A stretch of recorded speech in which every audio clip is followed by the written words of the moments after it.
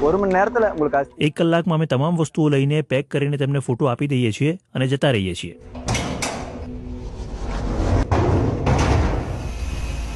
જ્યારે વરસાદની સિઝન હોય ત્યારે સ્મશાનમાં મૃતદેહોના અંતિમ સંસ્કાર કરવા અઘરું રહે છે અને જે લોકો પહાડો પર રહે છે તેમને પણ નીચે ઉતરીને આવવું અને મૃતદેહને અગ્નિદાહ આપવો ક્યારેક મુશ્કેલ કામ બની જાય છે. મોબાઈલ સ્મશાન વાહન આ જ સમસ્યાના સમાધાનના ભાગરૂપે ચેન્નાઈના ઈરોડ પાસે કાર્યરત છે.